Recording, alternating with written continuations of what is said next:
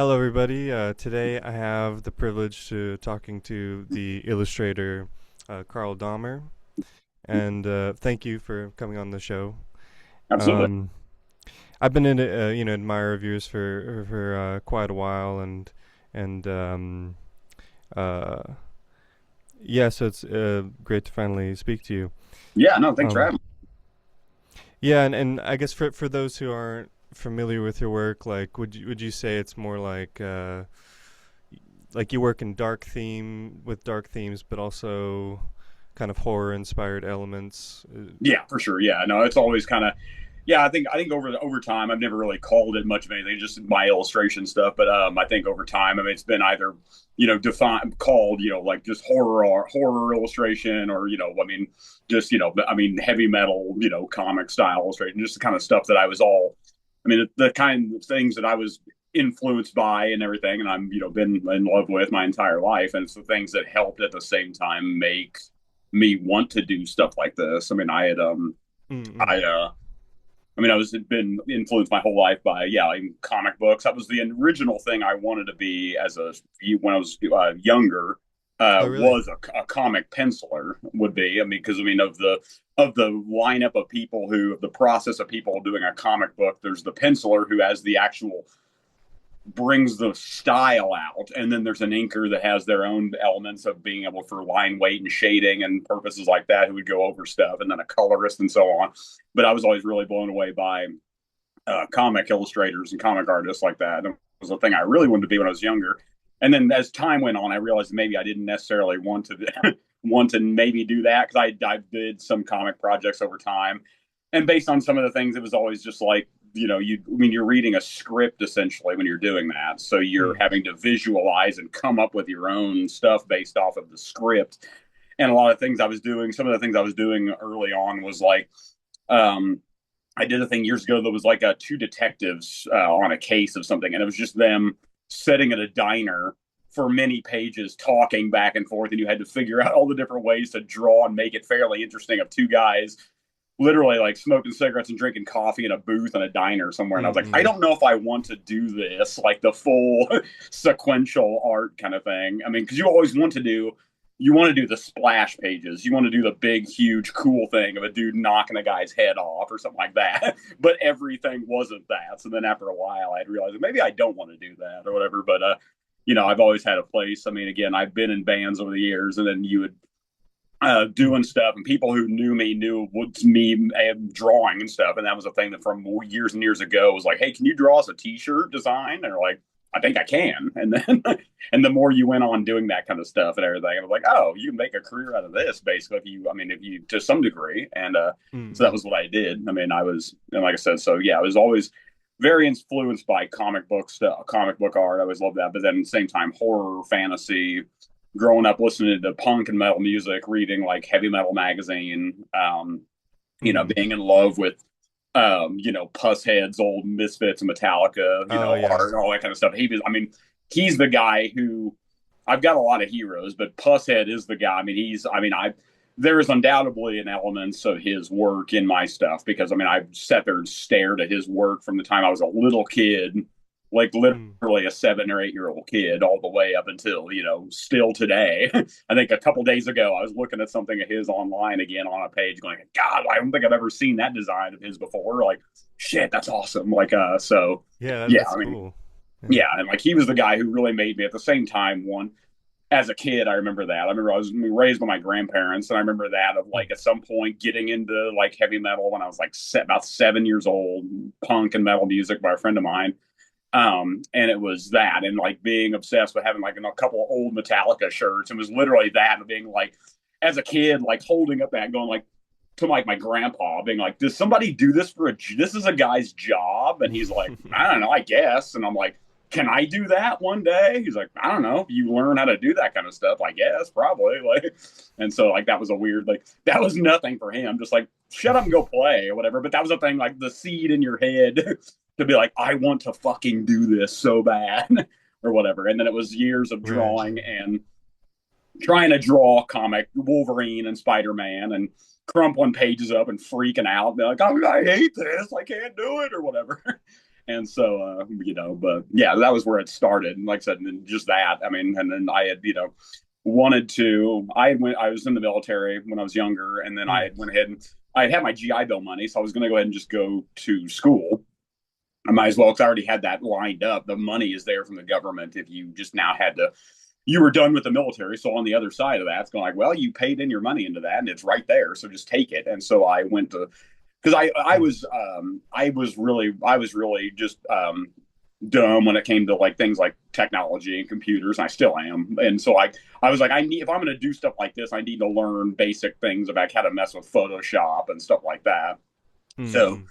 and also I just needed the time to be able to, once you got into art school like that and got going, a lot of the time was not me needing to like, I need to learn how to draw or whatever. They were just, and the teacher saw that. I was a little bit older, and they're like, you just need time to go sit in the other room and work over and over again. Like you're on your way. Just you need to go sit somewhere and just do it now for the next few years over and over. So it's good. It was able to be like you were able to kind of treat art school like a gym where you just had Mm. endless time to go work out, trying to get abs when it came to drawing or something like that. So I was able to learn a few other techniques, but then I was really cool. Like I said, it was nicer going to school as an adult more so. So you were able to get more out of it, and you were able to kind Mm. of level with teachers. They were just like, we understand. Like you have something. You're not like, because some people you'd go and they'd be like, well, I want to do all this stuff. I want to be a painter. And they go, cool. So how long have you been painting at all? Like, never. And they go, oh, crap. We have to start literally from now. Going, okay. But like that, like I had been drawing forever. I had been drawing since, I mean, every little kid draws and some just don't Right. stop. So it was the same way. I draw my entire life. And I had a million sketchbooks and just things over time. And people were always like, you need to keep doing this. And like, my family was always really cool and supportive, just being like, yeah, don't do crack, but yes, keep drawing or something. Don't be, when I was a crazy teenager and everything like that. But yeah, so I mean, I was able to do that. And then, like I said, um, and then yeah, I just took out last year of school. I took out as much student loan stuff as I could, and literally bought, because I'm like, oh crap, school's coming to an end. I need to buy a computer and Photoshop and like an Adobe Creative Suite package at the time and all that stuff like that. So I took out Mac everything I could student loan wise and just bought basically my own version of everything I was using, on a daily basis, and go, because I figured out like what would I need to do something like this for a living. So it'd be like you just need obviously all the supplies, which I had normally anyway, and then you just be able to learn to either scan a scanner or a digital camera, which I still do to this day. I mean, I've been doing this back in May was 15 years I've been doing this for a living now, Oh doing wow. freelance illustration. So it was that. I was like, I just need to buy all the elements and then learn. So I bought a desktop. I bought, the Adobe Creative Suite package at that point in time, which was like CS5, Mm. and a bunch of just other supplies and stuff, and got ready. I just like set off in the world. I'm like, here we go. And I graduated and I just took off and moved in with my girlfriend at the time back, because she and I were living a couple towns over from each other at the point. She was still in nursing school, and I was finishing up just a little bit ahead of her art school. And then I Mm. took off, and then she and I moved in together, and then I just literally hit the ground running.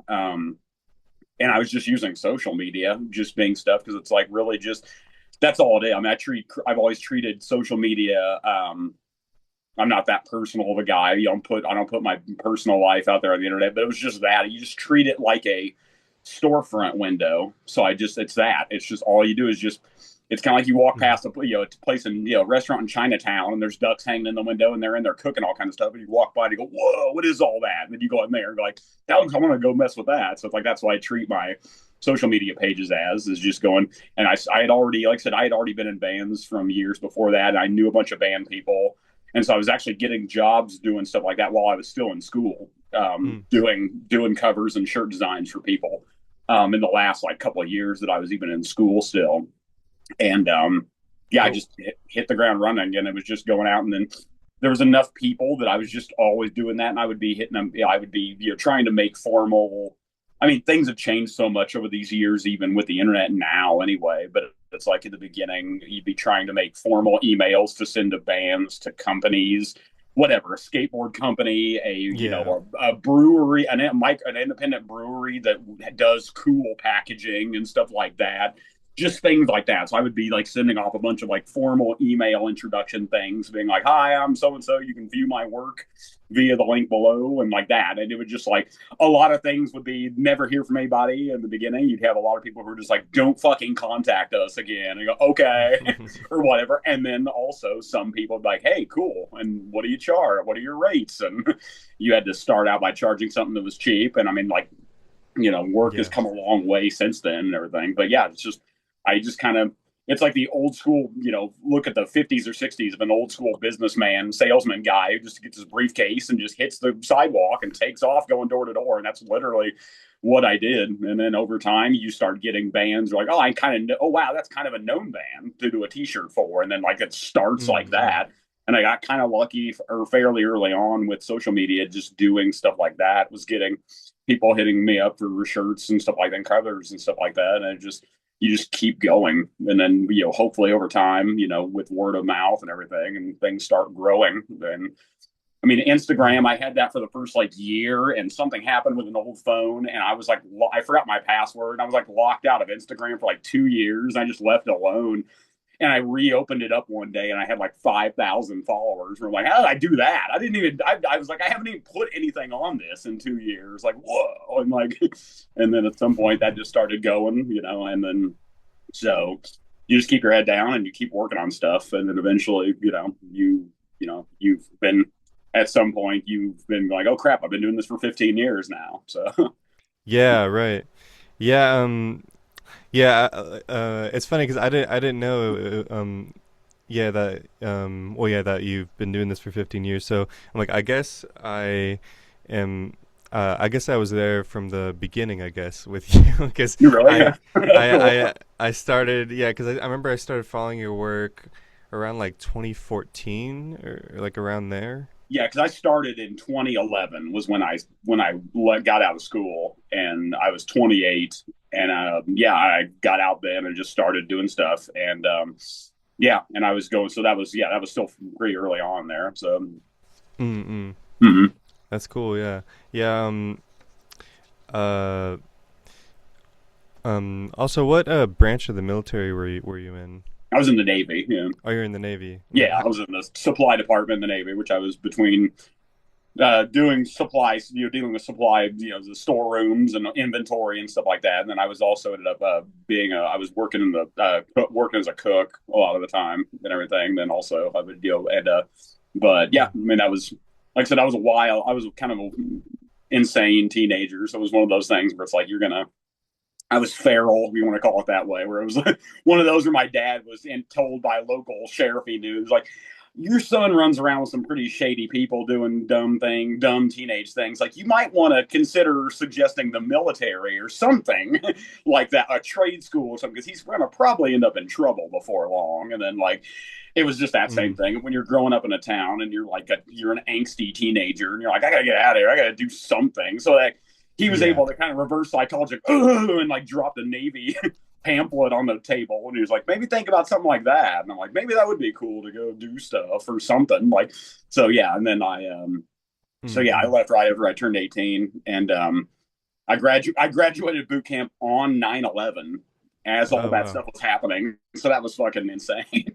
And so I was like, oh shit, okay, I didn't expect that. My dad's being like, he's like, it's a modern day. There's no wars. That's all done on computers, saying whatever like that. And then you're like, it's just gonna be, then nothing's gonna happen. What are you talking about? This isn't like World War II era or something. And then lo and behold, that happens. Where you're going like, oh yeah, nothing's gonna happen, huh? Right on, cool. And, Mm. but luckily, I didn't have to go deal with any of that. I was on a ship that did other stuff in other parts of the world and everything. So, but it was interesting. I mean, it was cool. I could see and do a bunch of really crazy stuff that I'd never, a lot of people would never get to do. And I got out a year early due to some medical issue. But I mean, I had had good eval, and it didn't do anything bad or anything. So got out and then moved around again around the country, lived in a couple other places for a couple of years after that, and then came back around and then started, like I said, moved back to a small town there at the time, just due to how just kind of living in different places, and then I just started going to school from there. So like because I've always wanted either. I've Mm-mm. always loved cooking and I've always loved drawing. So I was like drawing and painting. So I was like, I might either want to go to culinary school or to art school. And I was going like, well, and it was just that. It was like the GI Bill. You're going to get all this money. Where I was like, well, I could. A culinary school would be like 6 months to a year, but I was like, or I could actually, I could actually really wring it out for all the money I can and go to, or you actually go to college. So I was like, maybe I'll just do that. And so I was able Mm-mm. to, I was lucky in that regard of not having to have a part-time job. Even I was able to be, it was paying me the money just to be able to go to school, and I could pay my tuition and all the stuff and have my apartment and everything like that, and just be able to just devote full time, and everything, which was nice. And that's another thing I thought was good about being kind of going to college as an adult. If you were going to do that, is you get more out of it. I mean, Yeah. I partied in the military and everything. That was my college is when you're 18 or 20 or whatever. So then you're able to get out and be able to, focus and dedicate more time to taking it seriously and everything. So, and that was just 4 years of me literally just night and day drawing and painting just all the time and everything. So, but, Mm-mm. yeah. So so when was that when you started going to art school? I went from 24 to 28. So that was what was that? That was '07 to 2011 Mm. was the day were the years. Yeah. And then I got out, like I said, and then immediately that summer, like right after I left, like I said, I had already been doing some freelance jobs for bands and stuff on a small sense like that still the last year or so of art school like that. And then I got out and then I just, like I said, immediately started just, continuing on full time and trying to promote stuff more and be able to start getting stuff in like that. And then so from that point, yeah, so that was summer of 2011 was when I started Mm-mm. officially freelancing by myself and everything out in the world. And so Yeah, that's cool. So like, um, what did you? Was there like a figure or some like somebody or something that kind of what like kind of gave you, I guess, some sort of guidance as far as the art stuff went? I mean, I not personally in life. I mean, it was just driven off of a love of I mean, of of comics and of horror and of other illustrators that other artists that I still would be, looking through books and magazines and stuff and just looking at their work, looking up stuff online and everything. And people are just, it's kind of like, it just feels like it's an eternal, I mean, if you're truly loving something and are motivated by it, it does seem to be a momentum that then just doesn't stop. If you're just always admiring stuff and you're always looking back like, oh man, look at it old Bernie Wrightson comics or something. I'm like, God, his work is so bad. How does he even draw the hair like that or something? Like, and it's just always just a constant love of stuff like that and being able to look at, and being, just being inspired by seeing other people's work out there. I mean, and not stuff that doesn't even look like mine. I mean, you can go to an art museum and see some really wild painting and go, and it just like totally reinvigorates you and makes you, seeing something really done really well by someone else just gives you the momentum to want to go, like makes me want to go run home and just keep drawing or whatever. It's just like that. So I mean, and also I Mm-mm. mean, yeah, just I mean, I love drawing. I mean, if I'm not doing it at the time, I'm probably thinking about tomorrow. Well, when I'm gonna go continue working on something, a personal thing, or working on a job that I have or something like that. And so I mean, I just like I said, I just thought, I've always just it's been the one thing I've really truly enjoyed, over the years in life and everything. So it's like a thing that I'm just going like, it seems to be Yeah. uh, still being in love with it and still being motivated by it. I mean, it's a thing just never ends up never really seems to run out at this point. So I mean, Yeah. Yeah. Yeah. Yeah. Yeah, I'm pretty struck by that, like, because you post very frequently on Instagram, pretty much and daily, yeah. yeah, daily, yeah, and so how's like what's it like for like a day for you, um, yeah, in terms I of mean, I yeah, pretty much treat it. I just got to treat it. 'Cause that's what I've talked to enough people over the years who are always like, so you just like work from home or something? I'm like, yeah. And they're like, I could never do that. I would just want to go smoke pot and like jerk off or watch TV or something like that. I'm like, I don't do. I'm like, no. I'm like, you regiment it like a day where I have a schedule. I mean, always where you just get up and you're not like I sleep in until the sun eventually is warm on your face or whatever. You get up and you have a normal. My wife and I, we get up, we have our normal day of stuff we do, and then if I mean, she's a nurse practitioner, so she works different hours and stuff like that. But I mean, me, I get up and we have a regimented day. I get up and get around and coffee or something and go do the normal morning stuff you got to do and then get ready. And I've had my office in a house we've lived in for the whole time. You just get ready and I mean, get up in the morning and while you're, doing the morning chores and stuff, and then you're drinking coffee while you're maybe returning emails or something to somebody, people who are, by the end of the night before, at the end of the day, if I'm sending off final progress pictures and things to different people as I'm working on stuff like that. So you're giving maybe a one or two email updates. If I finish something that day, I'm shipping everything off to people for final approval and stuff like that. The evening before, as I shut my office down for the day, you kind of close up shop for the day, and then you go back and do whatever, later in the day, evening routine stuff you have just around the house. But I've always regimented like that. So, I mean, you're dedicating anywhere from, you know, um, 5 to 10 hours a day just in my office. I mean, you'll take breaks and go stretch or go walk around or do other things during the day. So you're not just truly sitting somewhere all day. But yeah, I mean, I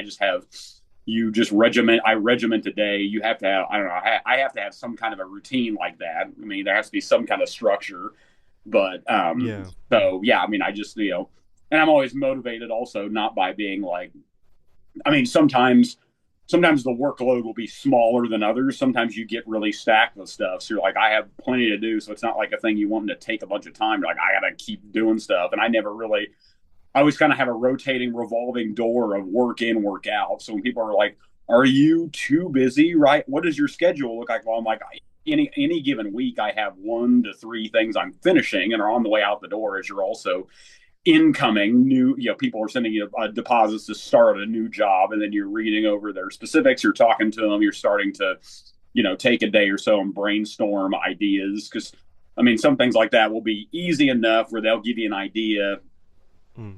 If someone has a concept for something, sometimes it's a lot of times nowadays, like before, I used to be able, a long time ago in the earlier days, I would always have where I would really put together a number of rough sketches and thumbnail versions or something for people to look at Oh yeah, yeah. of different takes, which I still do that a lot. But a lot of times nowadays, with enough people, I think you're known enough after a while, so you can people trust you enough when they're like, just make it look cool. I'm like, cool, I love that, like, awesome.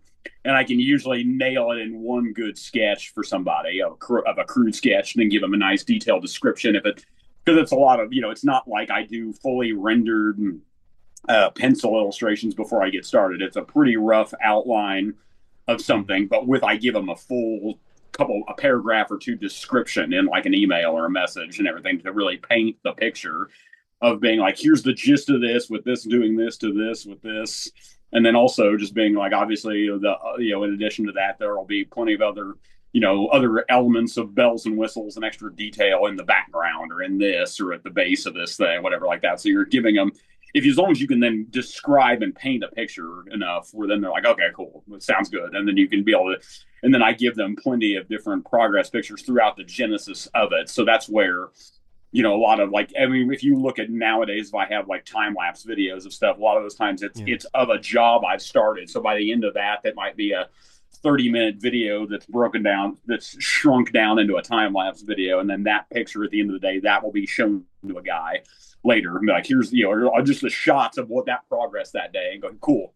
As long as you're just getting green light. So you don't go, because I know they say some people, I've talked to people who've said they've hired other people you don't hear from for 3 months, and they show back up and go, it's done, pay me, or whatever. And they're like, oh, well, actually, this, and this wasn't quite what we were expecting. So it's like, the idea of doing that, it's like you see numerous picture images throughout the genesis of it. So it's always a little bit of progress, wait for a green light. Okay, cool. A little bit more progress. Because sometimes it's like, is it actually possible? Our drummer was saying, hey, is it possible to give it more horns or to, actually put another person over in the background here or something? So, okay, cool. And then you can go ahead and be able to make those adjustments without it having to be a big upset of being like, oh, I just never gave anybody any progress. And then I'm done. And they're like, well, actually, that doesn't look quite like what we wanted. And they're like, oh, crap. And then you'd have to like go back and like redo a bunch of it or something. So it just Yeah, makes it man. easier for everybody like that. And proper communication helps to make a job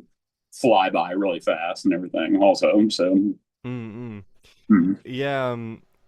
So it sounds like you pretty much work all day on Yeah, your yeah, work. for the most part, yeah. Some days you have other things going on. You'll structure it into kind of a half day or whatever. But it's Mm. always, I mean, there's very few times that I'm not doing stuff. Yeah, I'm doing something for at least 3 or 4 hours a day.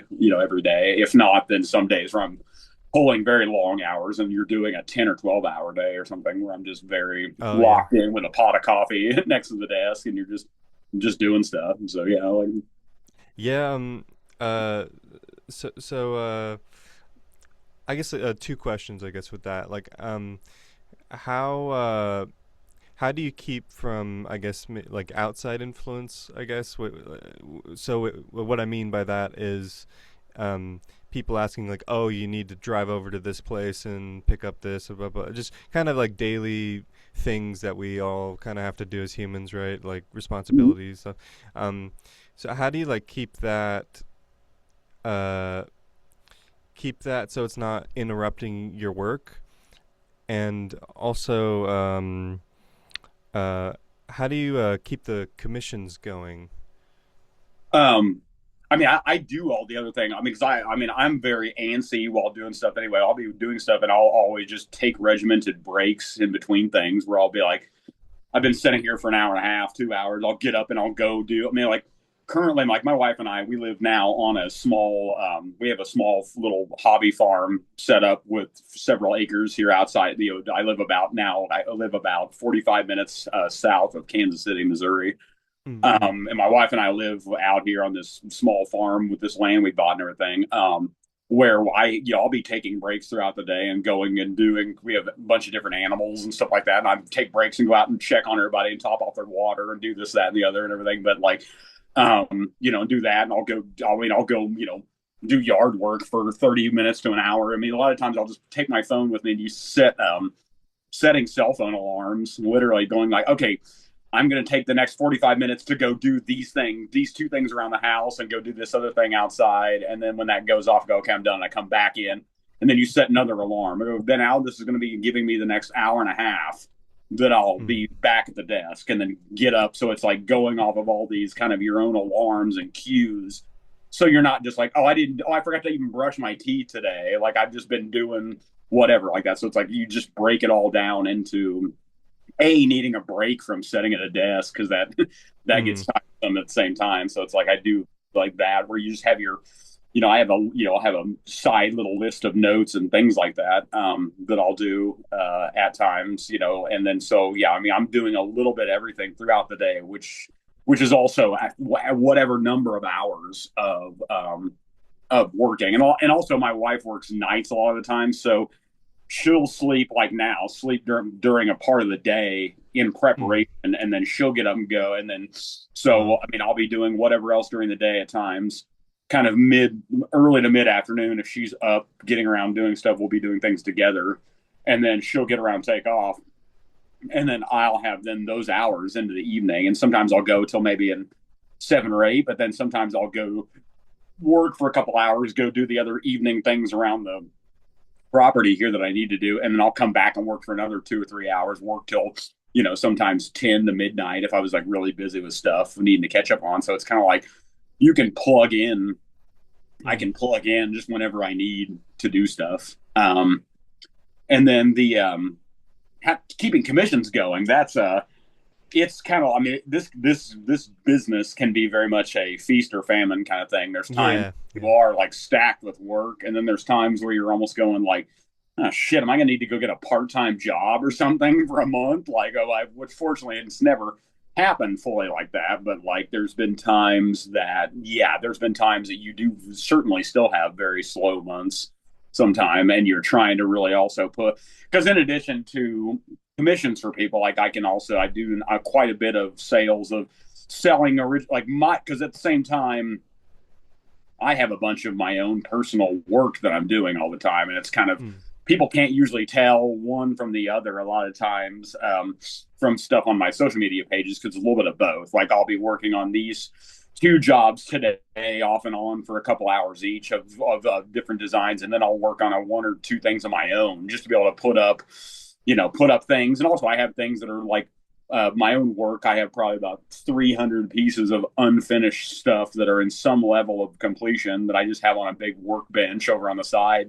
work cart over on the side of my desk over here, that I like work on just personal pieces of my own. That I'll just, Mm. pick back up this thing I haven't touched in another 2 weeks. I'm like, okay, cool. I haven't looked at it for a while. I'm like, okay, cool. And it gives you an idea what you want to keep doing. But then maybe you'll do another 30 minutes to an hour push on it or something like that. And things like that, a lot of times, once you put design a piece like that up, and you can say that it's a piece that's for sale, you can make side money selling those as designs, for a cheaper rate than a normal commission for a band or something. So you can sell existing work that I just made for my own liking, for my own sake, just that then you can sell as a design to another band for a, or another business or something like that for a thing that they would use. That then you would digitize and, ship off to them like that they could be able to use for something. So, but yeah, no, there are definitely times where you do certainly. I mean, there's times where you're rolling in work and everything. Then there's times where it's like kind of being like, ugh, and you have to kind of come up with other things that kind of stimulate people and everything. And I'll do a couple times a year there. I'll do sales also, where if you do a Oh deal yeah. that where you can advertise, and that will usually help to stoke people into getting attention, and people will be sharing that through the internet and stuff like that. And that will usually also helps to build things like that. And it's just good to do that once in a while, I think, to help drum up some people, because it feels like this job is I always equate it to fishing, because all you're doing is that you're throwing stuff out, and then people will be liking a bunch of stuff and commenting on things, and then it's the equivalent of feeling a nibble and feeling the line jerk a little bit. And you go, okay, hold on. And then eventually, usually it takes enough things that someone maybe some from a band who recently has followed you or added you on Facebook or something, and you notice the likes and the comments are happening more and more, and then it's just a matter of time until bing, then you get a message from them going, hey man, I've been checking your stuff out. What are your rates? Hey, we've been looking for a cover for that. And so it's like that. It's just literally fishing, where you can go, oh, I felt a tug on the line, a little bit, wait, and here we go. And then and then you can feel the full bite then. And then so that's always been the analogy that you always use to describe to, like, what is your job like? It's like fishing, but with instead of worms, you're using drawings of severed heads and stuff like that to entice some guy from a death metal band to hit you up. So Yeah, yeah. That's interesting. Yeah, it's like that famous David Lynch quote, about casting the fish. yeah, yeah, Yeah, yeah, yeah. it is. Yeah. But so do you have like a time in the day where it's like the most productive time for you, or is it just pretty much the same? Do you pretty much have the same sort of like strength, I guess, in terms uh of like thinking through a piece, working on a piece, um at like any hour? Like, could you just do it like any hour, or is it?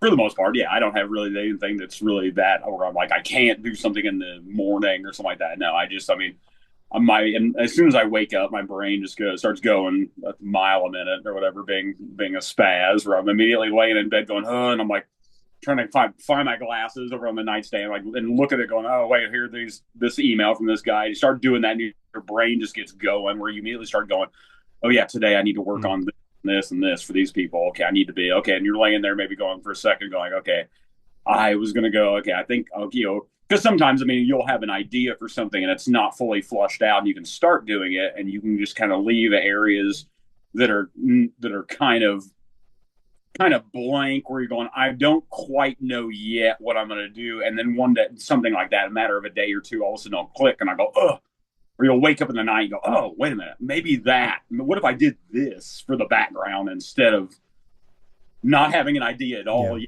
yet, day, or maybe thinking about that, you'll have those little like, oh, cool, and like if I have to, even like in my phone memo pad, like make a note to myself for the more that for when I get back up, wake up in the there in the following morning or something like that, so then I can just kind of but so Mm-mm. I'll have times like that where I can usually see stuff majority of the way through, and things anything I do is never ever 100% of what and that's the thing that always used to drive me nuts when you're younger. But what you learn to ride over time is that a thing I set out to do is never 100% of what's in my head. It'll take its own shape, and you'll kind of this way or that way. And sometimes it's going like, I don't know. I had an idea and I didn't quite turn out, which is fine, but it was like it wasn't quite. It looked somewhat different than what I originally imagined it as. Or sometimes you're like, wow, that actually was like better than I thought. Wow, that actually turned out better than I thought it was going to be, or something like that. So it's hit and miss like that. But I learned to never get mad if it doesn't look 100% of what's in your head, because it's probably never going to be. I mean, like it's just in most cases, it just isn't.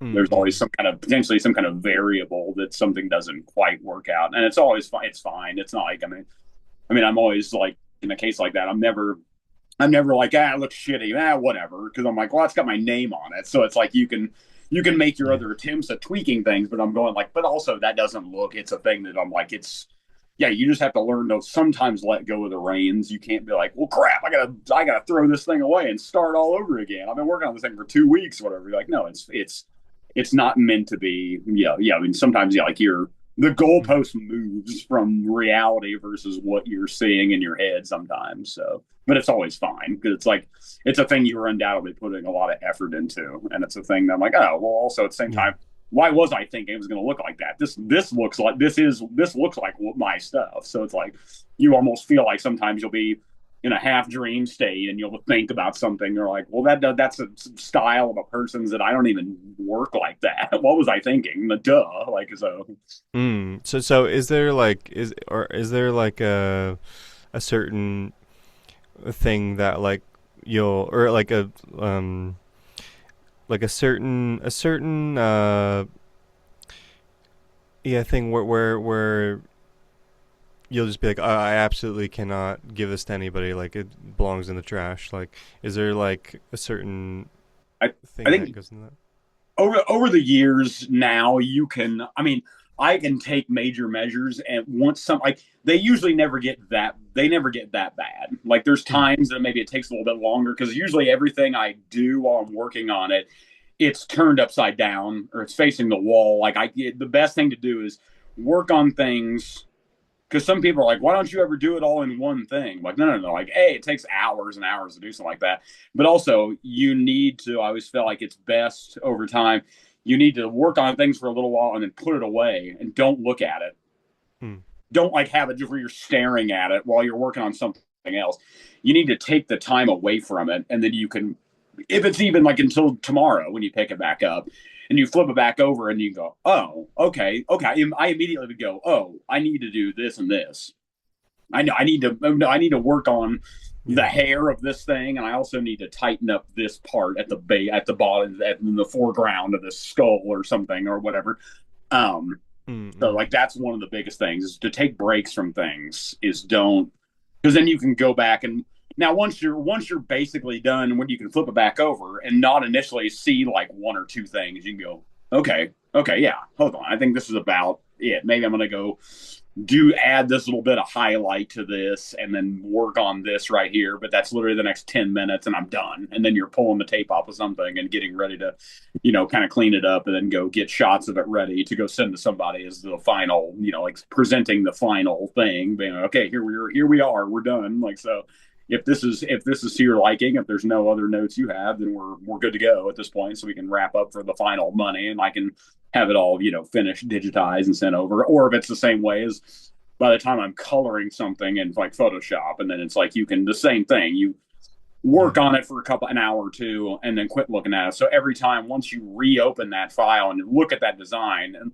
initially in the first minute, I can look at it and either go, oh, okay, yeah, okay, I don't like the way that still looks. I need to work on this part, this area right here for a little while longer.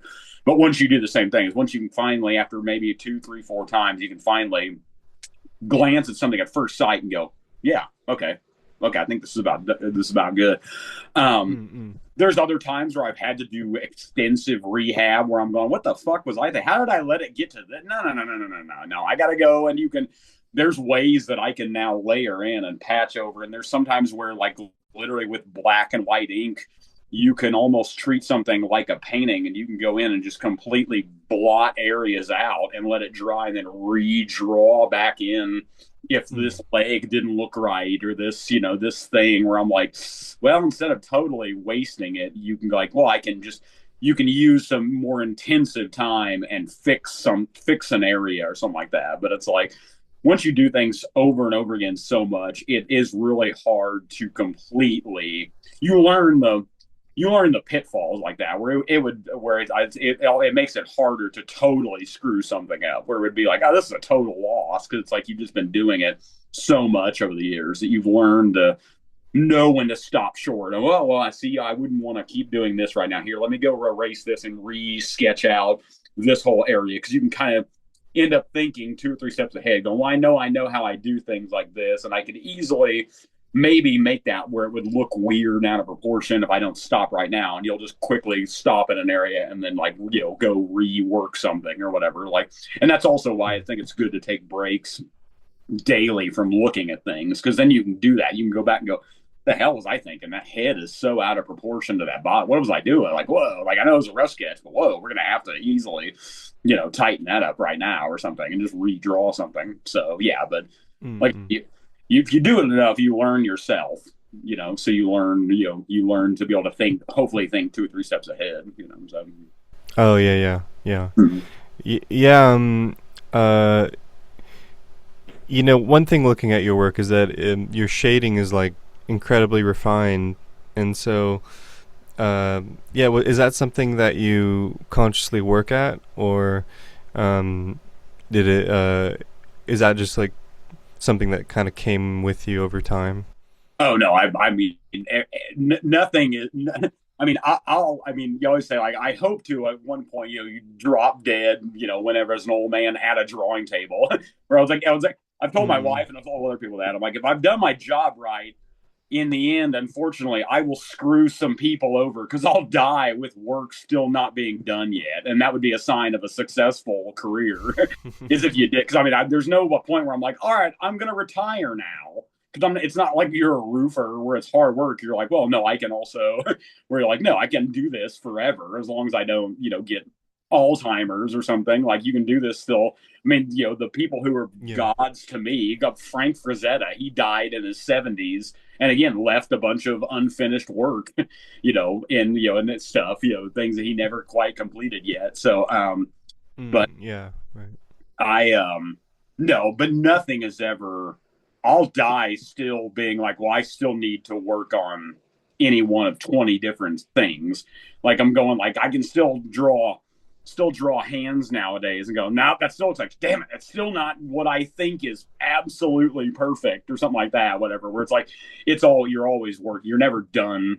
Like there's never probably, I don't know, I think you've never truly mastered anything. You just have to keep working your entire life at something. And so it's like I'm always still trying to learn and teach myself stuff like that. So you're always still, Mm. even if there is a thing where I'm going like, well, crap, why do I still feel like the hair of me drawing hair isn't as as well as I would like? And you like, and sometimes you'll do that, which where you'll do your own reconnaissance stuff of just like, and it's not copying, but you'll go back and sit there and just look at different other illustrators and.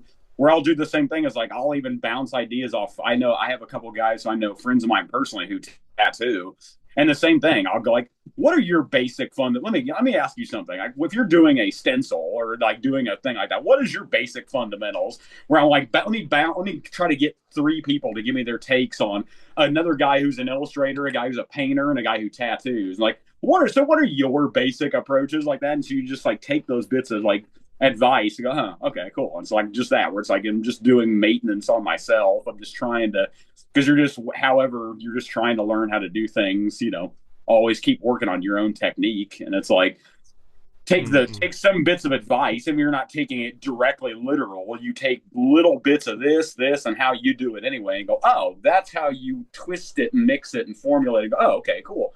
There, I learned that. So I learned if you do this part, that's all solid black, and then you bring this other area up into more just refined lines with the extra fine white ink lines over top of that. That's how you created a little bit of extra, depth to that, while it's a thing that still doesn't have to be totally a three-dimensional thing, or just some little fun, reasoning you can come up with in your head and go, oh, okay, I learned a little tiny thing today or whatever, and then you go, oh, there. So it's going Mm. like, well, if that day, here was today's the little tiny thing I learned about how to draw fingernails just right. Okay, cool. Now I've got the rest of my life to hopefully try to teach yourself maybe one each day a little something extra, or you'll try. You'll know the ways you'll automatically draw a skull, and then go, what if I intentionally didn't do this thing that I'll probably always do in shading the backside of the skull? What if I did intentionally just go, let me try something, and you go do a little something extra? Huh?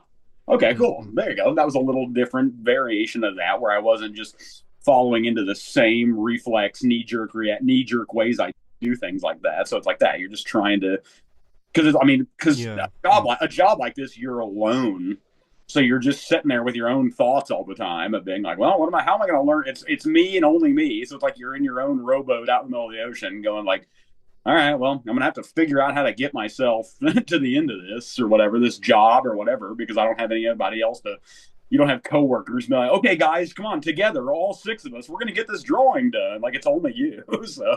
So it's like, sometimes, like I said, if anything, that's always like, other people have asked for advice and stuff like that. That's what I say is like, don't look at things, but also take breaks from a thing. Don't mess, maybe don't even also mess with something after today. If you're working on something, maybe don't even return to it for another 2 or 3 days until Mm. you can look at it and go, oh, okay. And like I said, then just kind of retrace. And then, like I said, it's once you've been doing it for a long time, it's pretty much at a glance. You can just immediately look at it again and go, "Oh, okay. See, right now, I definitely need to be working on this stuff, like here, whatever." But like I said, it becomes Yeah. pretty repetitive, and like I said, you just learn yourself. Was the gist of the whole thing. So Mm-mm. Yeah, and there's a lot of artists like I see that like they kind of like work in one perspective, in terms of drawing. yeah, Um and it's like they're really good at drawing in like this like particular perspective, and like so they just keep on doing it, right? And but I just noticed in your work that you constantly, I mean, kind of all parameters of drawing, I feel like you're constantly kind of bending and stretching and kind of uh um just doing like kind of newer interesting things with it, and like it seems like your work is constantly developing. So good, because sometimes I'll be like, I'm washed up. I do the same with people like, Jesus, quit drawing fucking skulls already. I go, shut up. Like, but I'm also doing that, being like, I'll do that. Like, I'm drawing another skull, which, I mean, I don't care, but like, I'll also do that. Like, I mean, I know personally, like, I'll go back and look at other work of mine, but like, I do need to ramp up working on this thing, like that. Like, I need to, because I mean, a lot of times I just like there's a lot of times for exercises, I always do just, haggard heads and portrait style things, just because I always like working on fine detail in of a gnarly, nasty face or something like that. So I'm just like, the only way you do that is if you're drawing in a big weird head or a close up portrait style fashion. But like mm-mm. bust style things. But yeah, I have. I mean, there are times when I'm like, all right, if I'm working on personal stuff, and I'll have a bunch of ideas in my head of work in the future. Of just personal pieces I want to do, where I'll do that. Like, well, I do need to work, and you'll gripe at yourself, or you go, you do need to work on scenes a little bit more. So I need to be working here soon on working on more of a full scene, maybe with elements of a landscape, with working on more background elements. Like, I'll do those things where I'm be like, you do need to. So it's like, yeah, it's that. I mean, it's always trying and hoping that you're always branching out and furthering yourself. Mm-mm. So yeah, no, I mean, and that's always a thing you do try to be conscious about. But at the same time, I mean, a lot of times you're just doing, I do, and a lot of times daily, if I'm putting up certain videos of things like that or images of things where I'll do just a morning piece like that, that I'll nowadays like I'll where it's just a warm up exercise before you go messing with something that's an actual job or something. So a lot of times I'm just like, screw it, I'll do a skull today, and it's literally just it's the equivalent of your morning jog or something. It's just me waking up and coming down and starting the day of going like, oh, here, let's do and grab a piece of like just scratch paper like that and just do something or whatever like that. I mean, just to be able to get your brain going, it's the equivalent of just kind of getting your Mm. your adrenaline up as far as your drawing hand and getting the day going. And then by that point, you put that away, and then you immediately start working on something else from a commission for the day or something. But Mm-mm. Okay. Yeah. You know, I don't know like how comfortable you are with this, but like I wanted to kind of get into or just ask you about your last name. yeah, Um, yeah. Um, yeah. So it's not a stage name, right? no, And it's your real name. yeah. Oh yeah, yeah. Um, Well, I was and that the question that's coming is, are you of relation to Jeffrey Dahmer? And yeah, I am. oh, you are. It's not like close. I think by the family tree book, I'm like a eighth cousin or something. I mean, because I was when that Oh, stuff wow. happened in the news, when that all came out in the news, I was like 9 or 10. And what was he? He was like in his later 20s, 30s, or something like that. So it's not like Yeah. because like of the Dahmers, that's what people say. Because I've had people who do that. They go like, "Well, you're not related to him." I go, first off, if I'm gonna brag that I'm related to someone, I'm gonna say that like Timothy Chalamet is my cousin and not him or somebody. Because then most time, I mean, certain genres of people go, really? Whoa. But normal people, if you say that, and you go, any relation to Jeffrey? And you go, yeah. And they go, oh, fuck. And they like freak out, where I'm just like, easy. Like, hey, that doesn't mean every one of us is like that. Like, I've never eaten anybody. Like, but, Mm-mm. and then also people go, real? No, your name's, I go, that guy wasn't like Jesus, like an immaculate conception. I go, that guy came from a family, and I go that has other family people. And I said that I was like, how many? Because I mean, the Dahmers aren't very big. Because again, like how many Mm. Smiths and how many Gonzaleses have you met in your life? Now, Right. Yeah. how many Dahmers have you met in your life? I mean, it's the same thing. Like my wife's maiden name was Johnson, and Mm. then that, where I'm like, how many Johnsons have people come across in the world? Probably quite a few or something, where I'm like, but yeah, Yeah. Yeah. of our family, there was, because that was what happened. No one was ever able, when I was a kid, to pronounce our last name right. It was Mm. Dahmer. Are you French? Is it Damir or whatever? And then one morning we all woke up and turned on the news, and all of a sudden it's our name and everyone pronouncing it perfectly all over every channel one morning when they caught him. So then it Mm. was like Jeffrey Dahmer, Dahmer, Dahmer, Dahmer. So it was like, whoa, like one day it exploded, and all the other, everybody family wise was calling each other, going like, "What the fuck is going? Holy crap! What's going on?" And then everyone was like running to the family tree book of going like looking up the things of all the branches, and it's like that. There was always Oh, so nobody knew who he was. we had never we the family of my family had never met them, because Okay. there were pockets of Dahmers, apparently not a lot, but there were pockets of them in the country, and I guess it was always a bunch of them had settled in Missouri, parts of Missouri here where my family's all from, areas of Wisconsin, and then of like Minnesota. Because I knew when I was in the Navy, I was talking to a friend of mine who was from Wisconsin, and I had said that because my dad had always said that. They're like, there's a bunch of Dahmers up there. And I remember asking him like a long time ago, I go, if you look in a phone book up there, I go, how many Dahmers are there? And he's like, quite a few, actually. Well, I mean, back in the day when a phone book was a thing, but but he would say that. He was like, actually, quite a few, because of just of that kind of like Germanic background and those pockets of families like like that who live Mm-mm. up north like that. Um, but no, none of my family had ever met him. But as soon as you went to the book wasn't huge. It's not like you're looking up a Smith family tree book where you go, holy shit, this goes on forever. It was just like Yeah. that. They were able to go, oh, of these branches, oh, yeah, there's so and so. Oh, yep, there it is, right there. There's that enclave. And then his parents, or whatever, was of this one section of people like that. So, but Mm-mm. yeah, so yeah, I mean, he was, and that's what they said. I was like, well, what does that make me or us? Like when you're a kid asking that, like, what does that mean? Like, what does that make me to him? Then they're like, I don't know, you're like his seventh, eighth cousin, something like that. Or I'm like, whoa. But it was a thing, like, yeah, I mean, that's what people were like, that. Like, or I was like, I never met the guy. It wasn't a thing. Like, there were Yeah. never like big Dahmer family reunions where everybody got together or something. So it's like, of a thing like that, you were just like, oh, you knew of. And it's not like a thing you were in like contact and they were like normally, like I said, Yeah. reunions or like, you didn't know every member of your family, but it was a thing of being like, oh, yep, for sure. It was confirmation that day that everyone was doing their family history research and like, oh shit, okay, yeah. So yeah, they were distant, some kind of relatives to us or whatever. So Mm-mm. yeah, so Interest. that's like I said, it's a thing that gets you weird looks, but in my line of work, it's actually becomes kind of a weird thing. People are like, really? Whoa, or whatever. And Yeah. Yeah.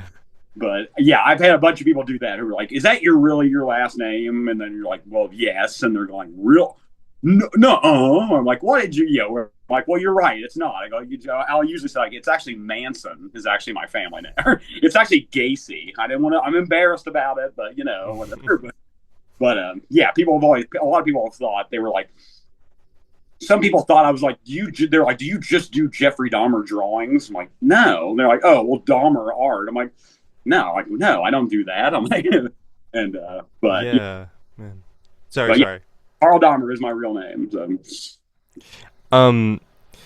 So like, do you like, because I imagine you have gotten commission. I imagine of like, oh, can you draw me Jeffrey Dahmer or like something.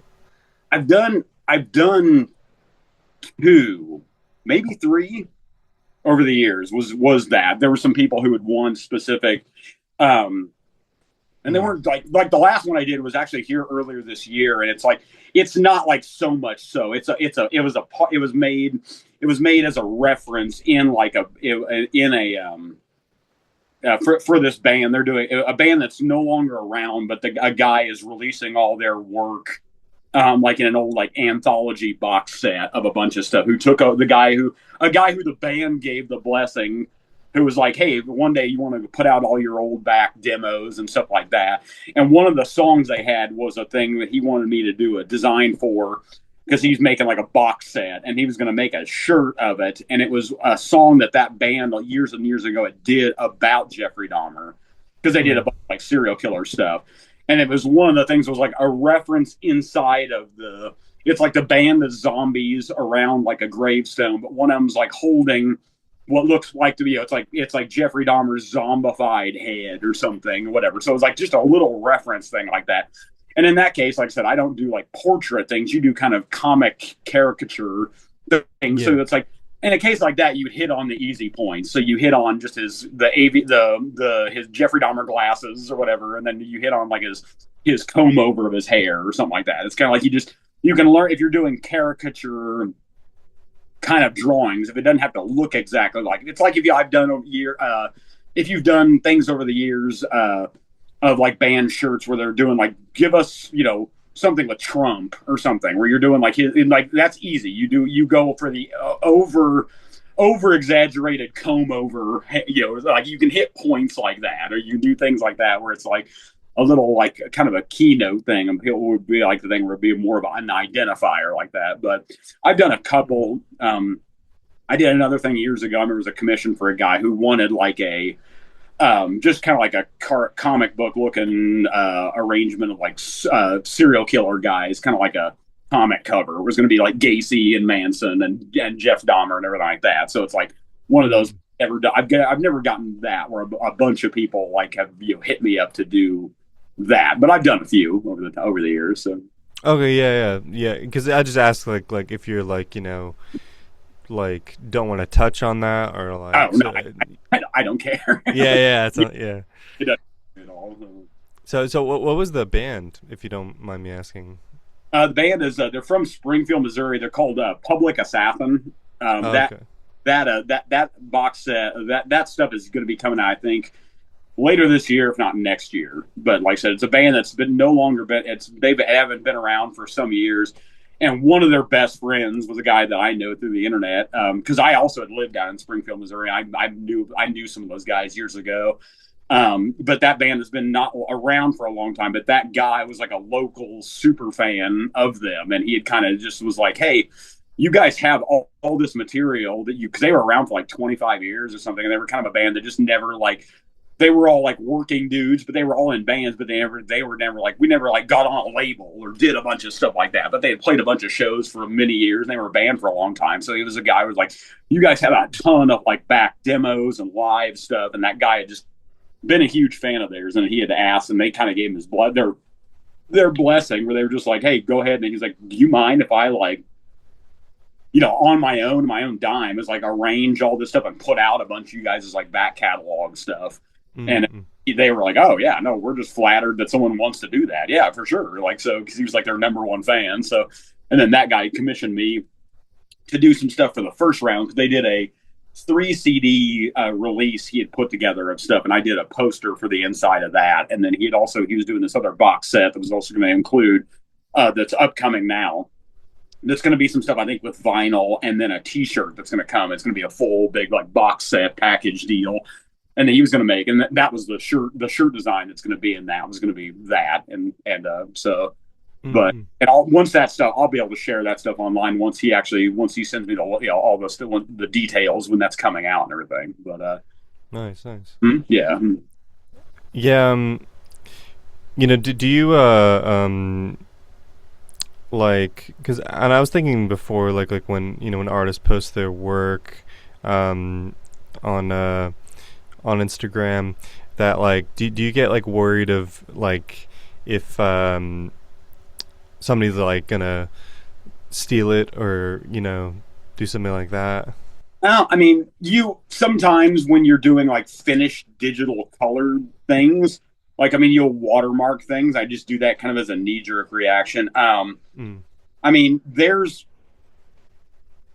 I've had stuff of mine bootlegged, which is funny because then someone will share it to you and they'll be like, "Hey, and then like a friend of mine he's also an illustrator, a designer guy. He'll do that. He had found on some website from like Mm. Mexico or like Indonesia or somewhere where and it's funny because they were just bootlegging well-known band shirts that they were selling the designs like cheaply printing them and selling them illegally without any of the band's consent from Mm. different bands. So the guy, but Wow. he sent it to me one morning. He's like, he's like, look, you're famous. He's like, you're famous when people are stealing your shit like that.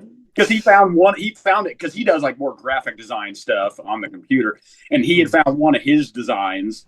I think it was for cattle Oh. capitation that was fucking that they were selling on that website.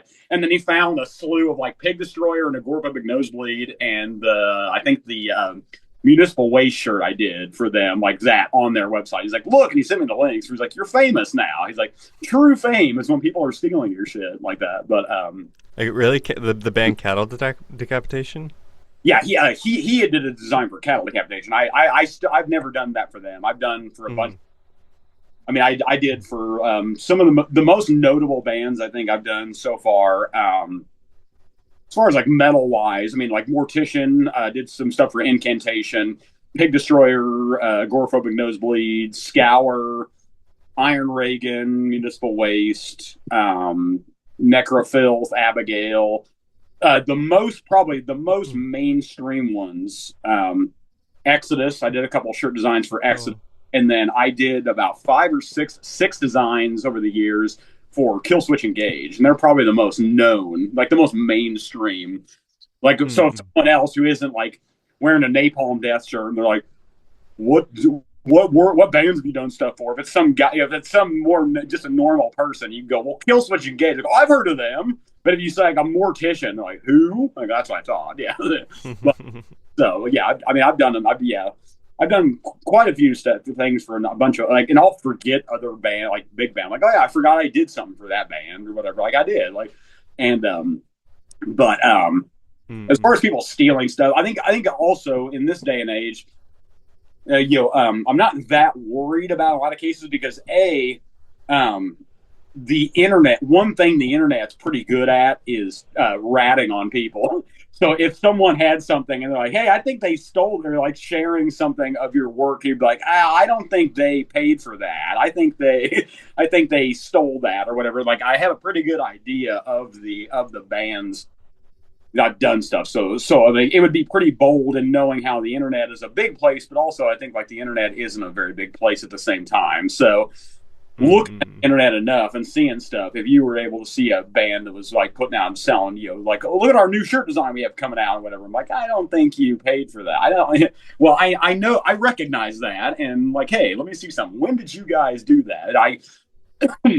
As far as it goes, I haven't had anything like that actually happen at this point over the years. Like I said, it was just that was like showing up on some kind of weird like shitty Timu like website or something where they were just doing a bunch of band shirts all illegally or something. But it's never been a thing where Mm-mm.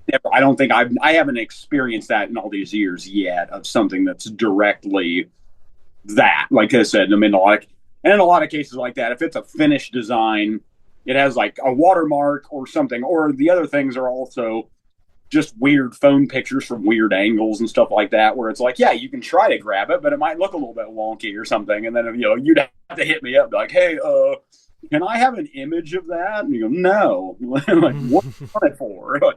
Because I've had people do that, or like, people say that, like people are like, can you send me like a line work thing of yours so I can like color it? And I'm like, or you can learn to, or you can. I'm like, well, I don't say it. I say it to myself, like, or you could just learn to draw, and you don't have to have a template like that. If you learn to draw yourself, then the world is your coloring book at that point. So, but yeah, I haven't had a lot of direct problems with that of people trying to straight up steal stuff like that. And so luckily, I mean, Mm-mm. there's still plenty of time, I assume. So Yeah, right. Yeah. Or I mean, yeah, I mean, it happens, yeah. But uh um yeah, like I wanted to get a sense of like your influences, like as far as the different artists you look like. You named mm-hmm. Pusshead. Oh yeah, Um yeah. Pusshead is God. People acknowledge Jesus Christ. I acknowledge Pusshead as my. Yeah, I mean, guys like him, guys like cuz uh, you Simon Bisley, Bernie Wrightson, guy Todd McFarlane, Greg Capello, both responsible with Spawn and everything like that, was enormous from when I was a little kid. mm, Sam Keith, who died a while back who did the Max and who did a bunch of other comic stuff. Like oh again, yeah. those were guys from comic titles that I was really in when I was like a kid and a teenager. Those were the ones who were getting into like really graphic, dark, adult, teen or adult kind of comics. Like, I mean, like you Mm. said, you love X-Men and Batman and shit like that when you're a kid, and then you finally come across something like Spawn, where he's like ripping a dude's arms out of his sockets and beating him to death or whatever. When you're a kid, you're like, whoa, and that blows your mind. You're like, sick. And like that was beginning stuff like that. Like I said, I mean, so those were huge, like different comic titles like that were getting to be more intense and darker theme things like that from when I was a kid and an early teenager. A Did bunch of other guys like Philip Drulich,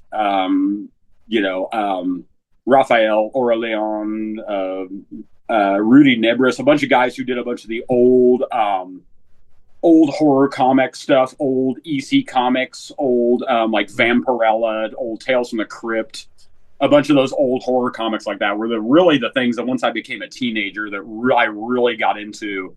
That was just very yeah. dark, very like very much obviously also very much obviously gritty hand drawn hand ink mostly black and white stuff, and that was the stuff where I was like I mean you have guys like Virgil Finlay and there's guys like that now who are like so technical, like Bernie Wrightson at his peak with like the Frankenstein graphic novel and stuff like that was like insanely technical stuff. Mm, um mm.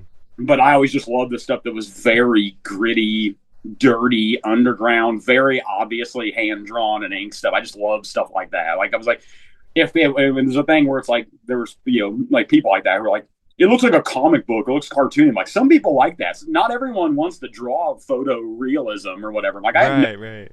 I have no interest in being a photorealism illustrator. I'm like, I just want to. I'm like, I don't want to draw your dog or your daughter's portrait exactly. I just want to keep getting better at drawing fucked up, mangled heads and stuff like that. So it's like, but guys like that. But like I said, definitely guys like Todd McFarlane, Greg Capello, Jim Lee, Will Sportasio, um, again, Bernie Wrightson, Pusshead, um, a bunch of those guys like that were just major, mostly all. It was always band related or mostly then comic related were the biggest influences from, like I said, from the because that's what the number one Yeah. thing. Like, what would if people were like, what would your because people are always like, that's what it is. Your stuff is like comic book looking. I go, well, that's the number one influence that started the whole thing. And I'm like, after a while, you can turn it into a thing where it's like, you do comic book looking kind of illustration for as a thing for bands like that, where it's like, yeah, it's like those were just the mashing of the two.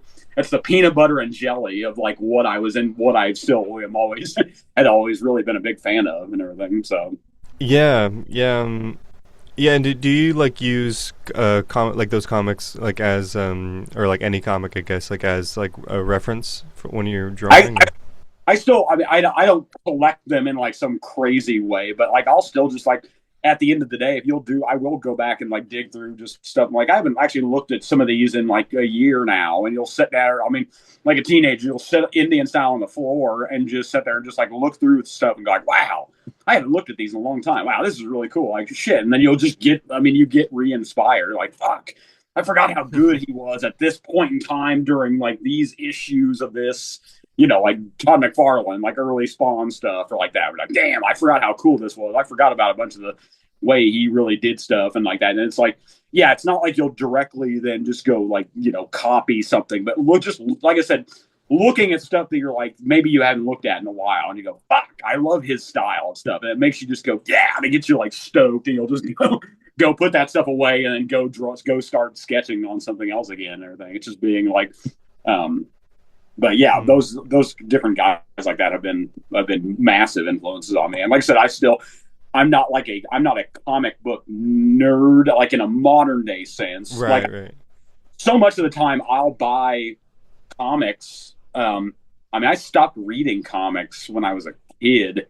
I'll still buy them and never even read them if you'll just like have them. You'll have them packed away and say kept safe and packaging or everything. But like you'll just here and there just get them out and just look through them. And I'm like, I don't even care what the story is. Just being able to look at and just going like, wow, man, this guy's work is excellent or whatever. Like, and then like I said, you just get really use those little things of motivation to just get really like worked up and then you just go put it away and then you go run off yourself and just go start working on something. So Mm, mm.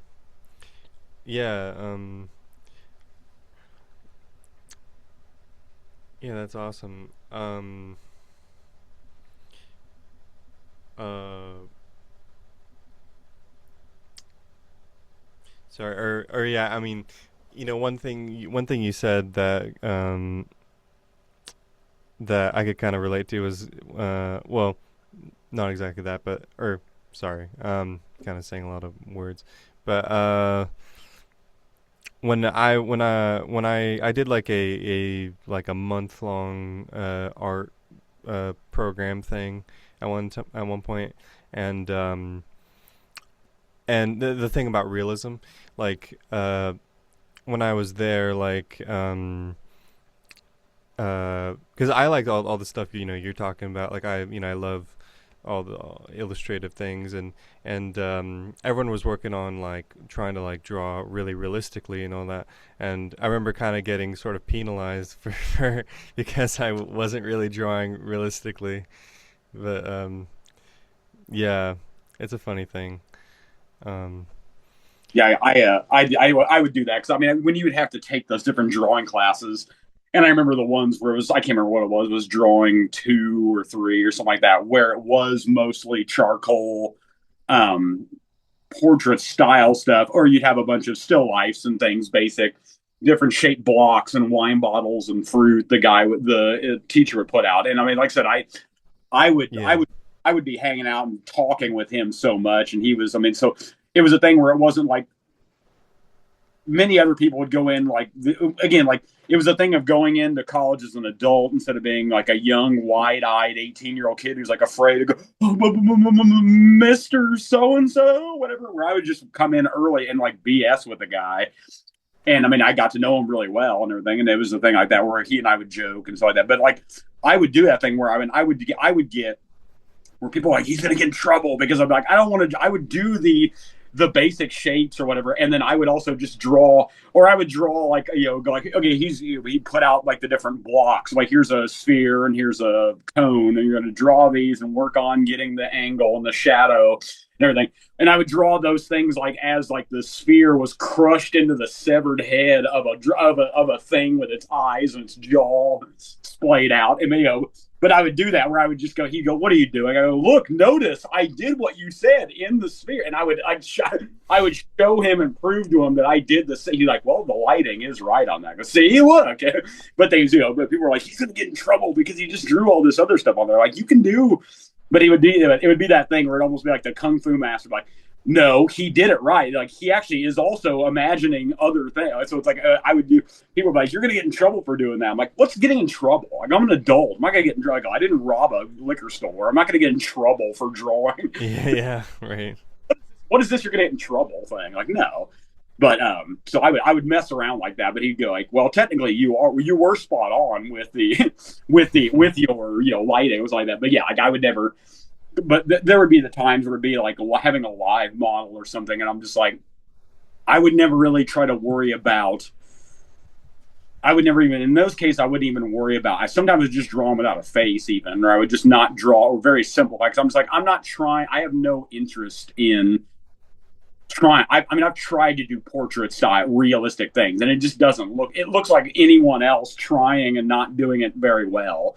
So I just like, this is not what I have an interest in life in doing at all. So I would just work on more so being able to get everything in proper perspective or in proper proportion, or so Mm. on, or light sources where it would kind of almost look like a it would almost kind of I would almost kind of draw something like that in a case like that in a thing of like a drawing figure, like the wooden drawing figure, where I would just like, I'm not worried about trying to nail, because some people would be trying to nail like the face perfect. I mean, I went to school with a girl, and she was like, she would draw insane portraits, and it would be, I mean, she was very good at that, and she would do it in 20 minutes, and it would look like a black and white photo, where I would do that.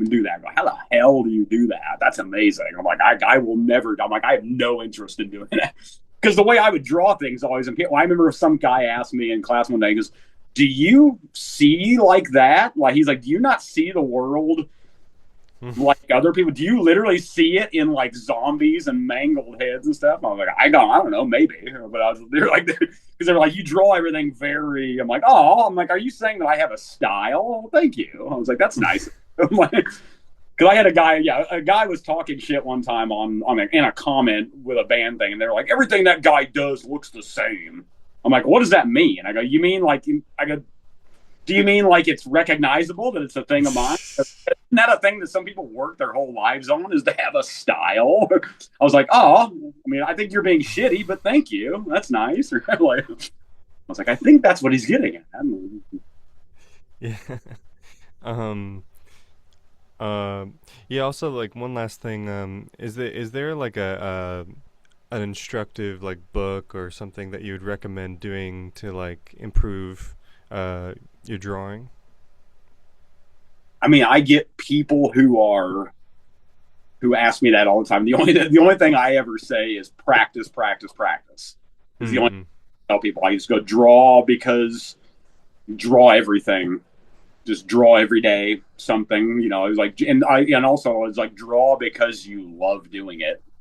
Like, I love doing it. It's not only been like, this is my only job. I mean, like, if I have to go out and get another job one day because this all dries up, then that'd be one thing. But it's like, I just draw every day. I'm not out like, it's not like this is just my job and this, I hate it, but it's just the only way I can make a living or whatever. I'm like, I drew because I do it because I love it. I was like, if all this ended next week and I had to go out and get a day job and everything, I was like, I would still do all this stuff as much as I could every week or whatever. So it's a thing like that. Like I've never really read that, went through that. I mean, Mm-mm. I have the attention span of a gnat, so it's hard for me. Like I can lock in and do stuff like of mine, but it's like I'm never a sit down and read kind of guy.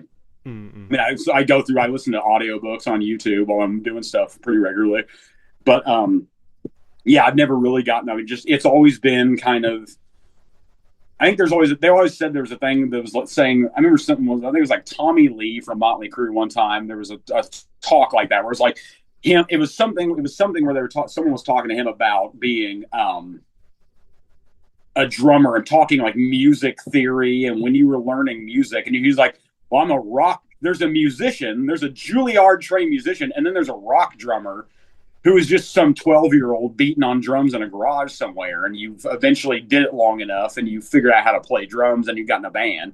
I guess I'm like that. I was like, I was just, holy Mm. shit, I love this, and this. Like, I want to do that. And it was just like, so I just like set out in that way. Because people also were like, oh, you went to art school? Well, that's nice. I'm like, I was self-taught. I go, you don't learn how to do everything in art school. I was like, what are you talking about? Like, I knew what I was doing before that. Like, it's like I just so happened to go and because I learned a bunch of other tips and tricks and things that I would have never and way applications and ways of looking at something or considering something that I hadn't before. So it's like it wasn't like that was like a cheat code or something that I did. I'm like, yeah, no, it was just it gave me a bunch of time to draw even more than I already did or whatever. So Mm-mm. but yeah, that's the only ever advice I usually give is that is just practice, practice, practice. Cause that's the only way you're able to do. There is really there's no magic pill to do this. It's just only from repetition. Like I used to, like I said, I remember just ripping up pages and throwing them and being pissed off when I'm 9 years old. Like, I hate this. I can't figure out how to draw Wolverine's head just right. This sucks. I hate this. But it was going like, well, yeah, you've only been doing this for a year or two. Like, you need to keep doing it. So it's like, it's like I can still sit there and I could draw Wolverine now and go, I still had a problem weirdly. I don't know why. Getting to wear his mask and his nose like neat, it always looks weird, but like like now, so like I'll still do that, but it's just learning being like it's just repetition. It's just doing it every day. And it's like I said, it's just it's a very lonely thing when you're working on stuff like this and long hours just by yourself without a coworker. But like I said, you're just learning the inside of your head a lot better. And like I said, you're teaching yourself and you're doing problem solving yourself because it's just only you working on something. So it's like I don't want this to be a screwed up piece that I throw away or something. So you're just like, oh, like it's intense and intensive. And you're going like, well, hey, they figure it out like on the fly. You're just learning problem solving while you're going. Where it's like, this doesn't look right Mm. here. What can I do to adjust and fix this with it being a little minor fix, without it being a full having to start over again on this day. So it's just a bunch of little tips and tricks you just learn over time. And like I said, you'll learn like I learned I'll never draw hands like that again because man, that last thing I did a while back, it was okay, but like I didn't like the way the knuckles were looking on it or something like that. Like so it's like you just a bunch of little things. You have your own personal little sets of things you want to work on yourself, or you have your own personal thing. Like I need to get better at drawing drawing a perspective of something. I need to be able to draw. I need to be able to get better at the idea of a guy holding a sword, directly at you, and you being able to learn the perspective and the foreshorten of that. Like, I need to get that Mm. more fluid. It's like I did something like that a while back, and it was okay, but I need to get better at that. And you'll sit there and make yourself just on scratch paper, or even if you're just sketching, going, I need to be able to get the angle, the perspective it coming at you, where it's like it needs to be straight, but it needs to also learn foreshortening, and like so it's like a small. Always have a short list of little projects that I'm trying to always work on myself on trying to get better. So Well, that's a wonderful insights, I think, and this has been a really fun time for me, and so I just want to thank you again for doing this. oh no, of course, thank you so much for having me. It's been great. Yeah, so we'll end it right there. If you enjoyed that episode, please consider liking and subscribing to the channel. If you'd like more content from me and early access to my YouTube videos, then please consider looking at my Patreon account. An additional thing I've added to the Patreon page is one free music lesson. I believe it's on the 3rd tier. So please consider subscribing to that and get your free music lesson. Thank you everyone for watching, and look out for the next one.